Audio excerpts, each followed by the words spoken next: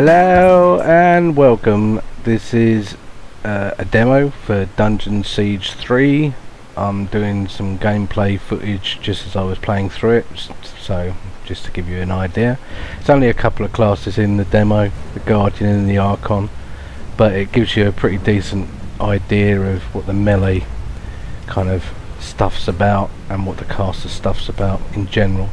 You can switch between two stances as any class. For the Guardian, it's switching between a sword and a shield style and a two-handed style, which unlocks different abilities depending on what stance you're in, and they're kind of cool, but we'll see some more of that in a little bit later. This is just a bit of a look at the inventory for the Guardian. As you can see, it's quite easy to compare what you've got equipped with what you've got selected, so it makes switching gear when you get new stuff really easy. Now you're not going to see any kind of dramatically awesome fight sequences here in this first part of the video, at least, simply because it's so early in the demo and obviously so early in the game that you've got not got many abilities. In fact, I think one or two, but anyway, not much. So, but just to give you an idea, there's some blocking going on here, so you're not just running in and smacking away. There's blocks and rolls and dodging and all kinds of stuff, and there's stats that you need to be aware of when you're equipping new items for each class. The kind of normal ones that you'd expect: agility, armor, will and stuff like that if you're a caster or whatever. And this is the Archon. Again, two forms. There's this one where she's running around and looking normal, and this one where she looks like Storm out of the X-Men. But basically for the Archon, one's kind of like up close and personal, and this form that she's in is, well, this form is the kind of melee-ish type one where she smacks stuff around. But when she's in this form, it's kind of really good for AoE and ranged attacks, and you can switch between them in combat. It's not like, you know, once you get into combat you stay in one. You can switch. I've left this bit in the video just to give you an idea of some of the things that you're doing. Obviously it's in the demo, so there's going to be various different ones in the full game. That's right, you stepped into my trap. Now die, fools. Anywho, I'm not sure what this clip's doing in there, but never mind.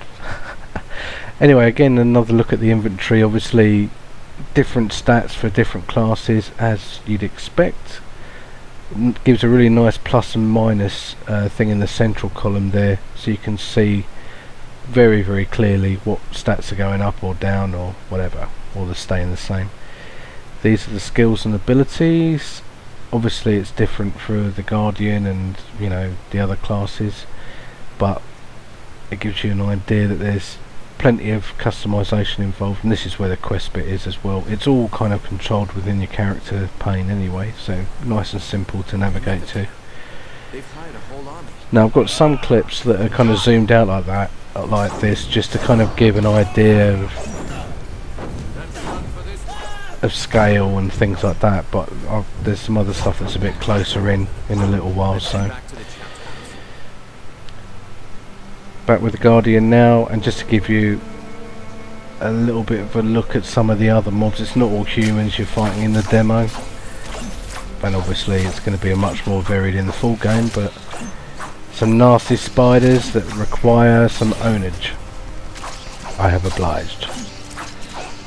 All sorts of good stuff that they drop, health stuff, money, all that kind of stuff. It's all good. But this is an area that you can't actually get past in the demo because it's for the retail, but you can still carry on and go back out and go back the way you came and do some other stuff. Now this is a little bit more further on now. I'm starting to use some of them special abilities now. So you see I'm in two-handed sword, and I've switched now. So I can do these charges and shield pummels and things like that. Makes some of the kills and some of the options quite cool, especially once you get a lot of mobs like this. Some of them range, some of them melee. You can't just, you know, you have to actually kind of think and move quite quickly and use these abilities fairly often, especially if they're grouped. You know, you can switch to two-handers and take them out. You can zoom to these range ones and take them out. It's quite cool what you can do, especially if when a whole bunch of mobs are quite grouped up. It's kind of cool. Bit more of a closer view this time. I mean, you can't argue with that. That's kind of cool, just zooming in and poning him. Now he's just been knocked down, although I'm missing horribly there. He's knocked down with that charge and I've done another charge. And as you'd expect, there is loot galore from various chests that kind of are just strewn across the world, like socks in a teenager's bedroom. Jesus, they're just everywhere. This is the first kind of major kind of quest hub that you come to in the demo.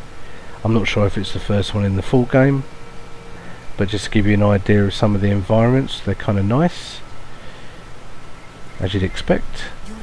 And you do get approached by, well, what can only be described as rather buxom women quite a lot in the early part of the game. Not complaining, but I'm just saying. And they offer you quests and information and stuff like that.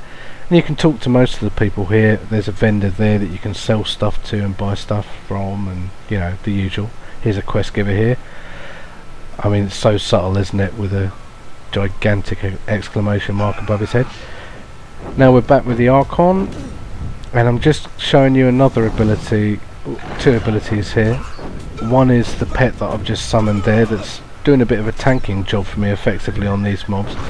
But the other one that I'm doing, that you'll see a couple of times in some of the following clips, is the kind of warp ability. I've zoomed in a little bit here so you can see a little bit closer. There are some closer clips as well in a second, but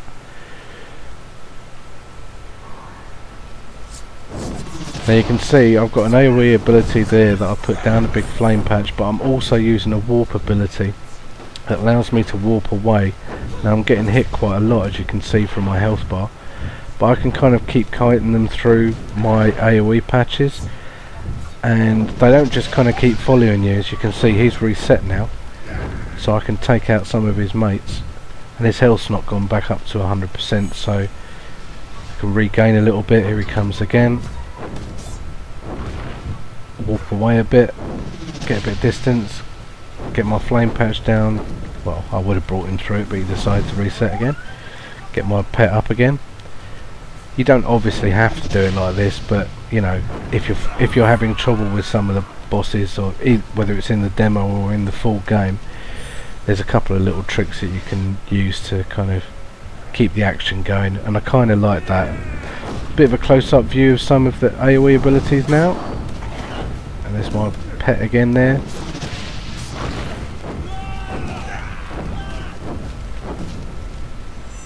Some goodies that they're dropping for mana and for health, which is very nice. They don't drop every time, but they drop a reasonable amount, so especially with this number of mobs you do need a little bit of help, especially as a caster. But the casters are very powerful and very fun to play.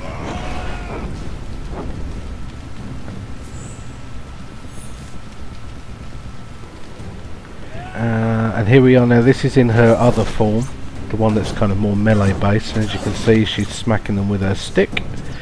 She has different abilities as the Guardian does when she's in this stance, and that's the one just there where she did that kind of kick. I haven't unlocked that many abilities for this side of her form though. Just leveled up there.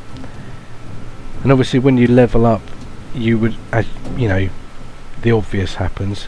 You can upgrade abilities, you can unlock new abilities, you can add what they call proficiencies, and you can also add what they call talents as well, which are kind of enhancements to your basic abilities or ones that you've already unlocked.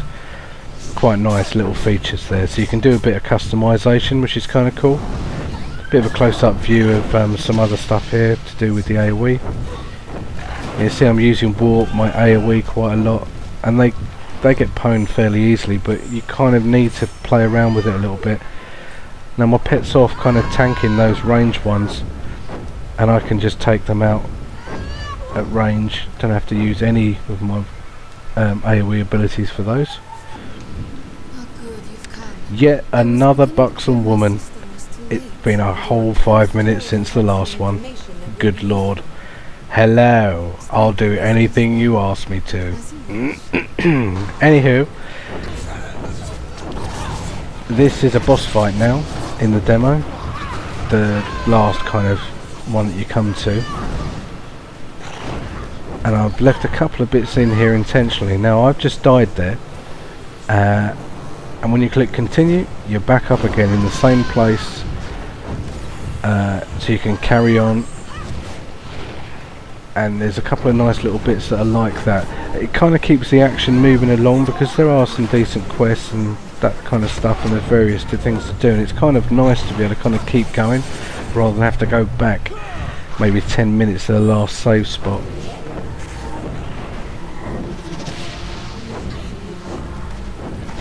As you can see, my pet's going in there. And I'm using all sorts of things here to stay alive, because this boss really does hurt, and she has these little friends that decide to come party too. So I'm warping away to avoid some of this AoE stuff.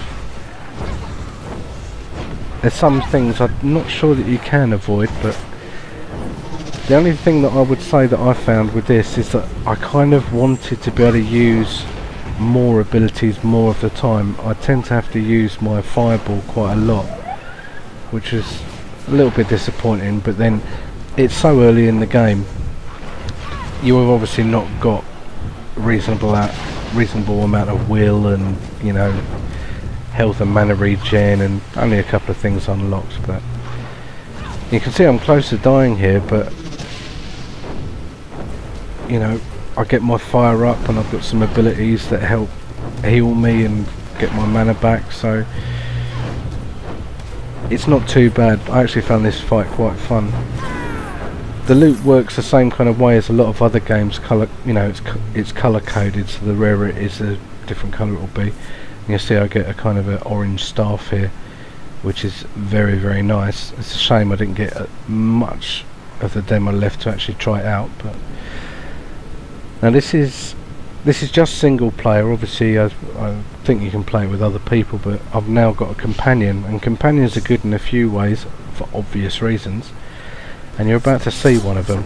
Now I've intentionally got myself pwned here because I wanted to see what the companion would do, and there he is on the left, and he's fighting away, and as soon as he gets the opportunity he reses me, and I'm up, and off we go again. And I can do that to him, and obviously when you're playing with friends in co-op or multiplayer or whatever, you know, you can do the same kind of thing. Keeps the action going. Kind of quite nice, I like that. My scores will come up at the end, by the way, for what the overall feel I had of it, and I'll leave you with the kind of outro movie for the demo. The 10th Legion. Warriors of virtue, betrayed by the very people they once swore to protect. Now faced with a kingdom in turmoil, the few surviving members must take up arms to return peace to the land. You are one of their number.